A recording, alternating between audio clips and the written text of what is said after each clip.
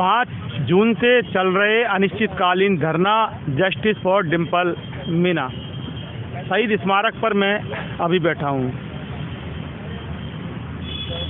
इंसाफ की बात अगर की जाए तो 9 दिन यहाँ धरने पर इनको हो गए और डिम्पल मीना जो महाकांड है, अब महाकांड इसको बोलना पड़ेगा, इसको करीब 1 महीना से ज़्यादा हो चुका है। सर्व समाज के लोग डिम्पल के लिए, डिम्पल के इंसाफ के लिए और डिम्पल की आवाज़ बनने के लिए इनके साथ खड़े हो चुके हैं। हम रोज़ाना आपको दिखाते हैं हमारे इन्वेस्टिगेशन मीडिया चैनल पर। हमारे साथ एक ये युवा हैं, हम इनसे बात करेंगे। ये भी परिवार के सदस्य हैं और विराट मीना इनका नाम है। काफ़ी सारे लोग यहाँ धरने पर आ रहे हैं, आप देख रहे हैं, लेकिन एक बहुत बड़ा सवाल आज हमारे भी जेहन में है कि समाज की वकालत करने वाले बड़े बड़े मंचों पर जब चुनाव आते हैं और समाज के लोगों के मसीहा, गरीबों के मसीहा और पूरी तरह से यानी बोल सकते हैं ठेकेदार नज़र नहीं आ रहे कहीं इस पूरे धरने में। आज तक ना हमने कभी देखा, और अगर कोई आगे पीछे आया हो तो फिर कौन आया, कब आया और क्या करके गया। नेताओं की बात करता हूँ। सर, वर्तमान नेताओं की बात करें तो सारे नेता अभी तक फॉर्मेलिटीज़ के तौर पे आ रहे हैं। जब तक मतलब इस प्रकरण को चलते हुए 1 महीना से ज़्यादा हो गया। ये प्रकरण उठा है हिंडोन से, घटना घटित होती है हिंडोन में। आप सोचो, इस बेटी के साथ हिंडोन से ही ज़्यादती चालू हो जाती है। ये बच्ची के साथ रेप किया जाता है। रेप करने के बाद में इस पर एसिड डाला जाता है, प्राइवेट पार्ट्स पर एसिड डालने के बाद में इसको जलाया जाता है। जलाने के बाद में इसकी स्थिति कितनी गंभीर रही होगी, इसका अनुमान तो बच्ची ही लगा सकती थी साहब। इसको छोड़ के भाग जाते हैं वो लोग। बेटी नीम का पेड़ के पास खड़ी रहती है। माँ ढूंढते ढूंढते पहुंचती है तो चिल्लाती है, माँ के पास दौड़ी दौड़ी आती है तो माँ स्थिति देखती है। स्थिति देखने में बाद कंबल उड़ा के पिताजी को फ़ोन करके हिंडोन के जो पास हॉस्पिटल होगा वहीं पे लेके जाएंगे। अब उसके बाद में उसको वहाँ पे ले जाने के बाद में साहब रेपर कर देते SMS में। बच्ची ने 11 दिन ऐसे जिंदा रहने की कोशिश तो क्या तड़पी हुई है बच्ची, मर तो उसी टाइम पे गई है बच्ची। वो तो बस सांस चली है उसकी 11 दिन के अंदर बच्ची थोड़ा सा रिकवर हुई तो इन्होंने बयान कराना चालू किया। पुलिस वालों ने बयान किया है ना, तो बयानों में आप 161 के बयान करा दिए, भाई जलने के करवा दिए। 164 के बयान इम्पोर्टेंट थे। पोक्सो का मामला था, रेप होना वाजिब है। जब प्राइवेट पार्ट को आप डैमेज करोगे तो रेप तो सीधा सा है ना सर। रेप के बयान ही नहीं करवाए इन लोगों ने। चलो चीज़ें चलती गई, बच्ची 20 तारीख को ख़त्म हो जाती है। उसके बाद में पुलिस का स्टेटमेंट आता है कि बेटी तो DP के चेट के मरी है। तो आप लोग बयान क्यों करवा रहे हो जब आपको पता ही है चीज़ें हैं।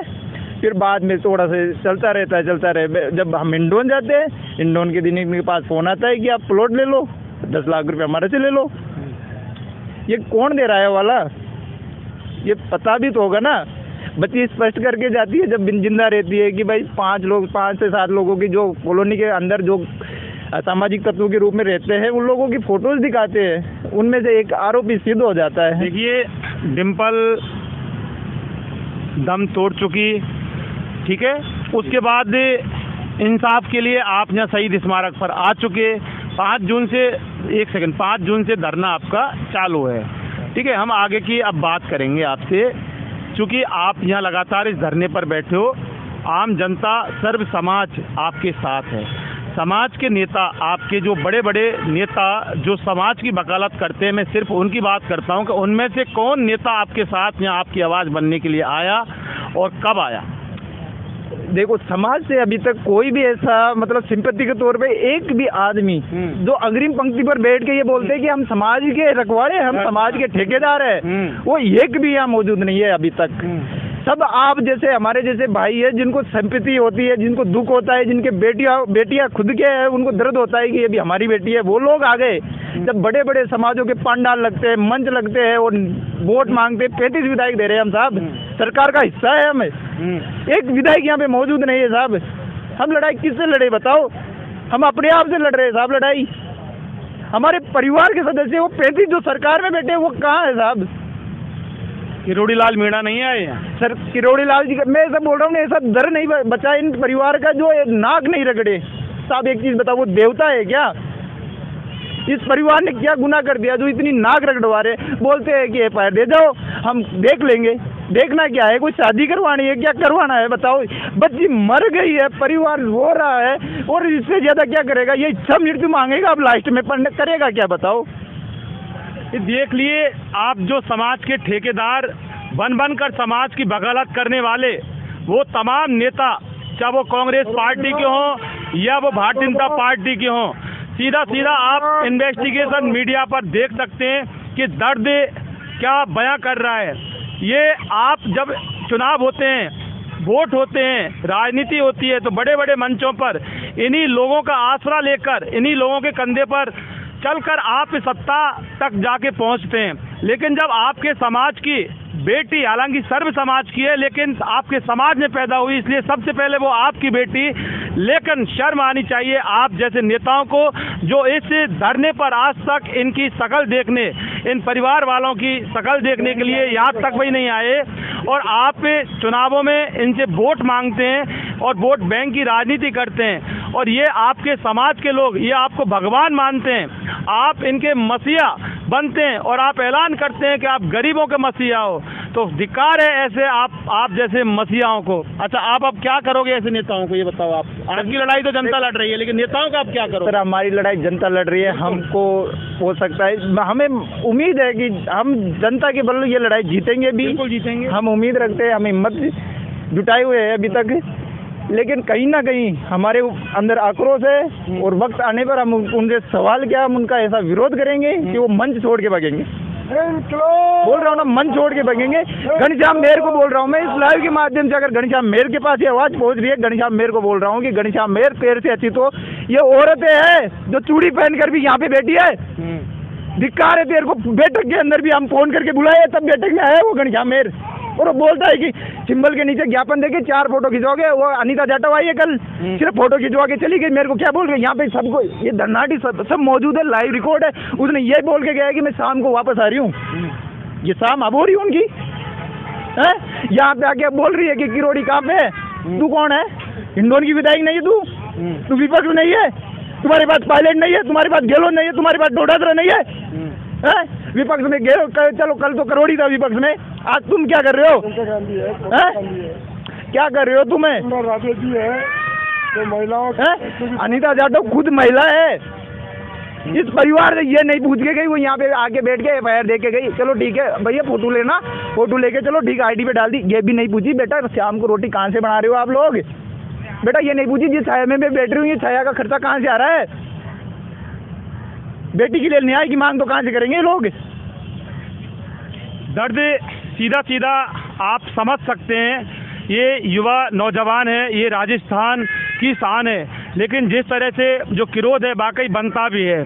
और सवाल ये है कि आखिर इन्हीं के अंगूठे से ये लोग नेता बनते हैं, ये लोग कुर्सियों पर बैठते हैं, ये लोग सत्ता पे बैठते हैं, पक्ष विपक्ष का खेल खेलते हैं। लेकिन सवाल सबसे बड़ा इंसानियत का, सवाल सबसे बड़ा मानवता का। मैंने पहले ही कहा था कि पार्टी कोई भी हो, बात इंसानियत की अगर की जाए तो इंसानियत आज राजस्थान में शर्मसार।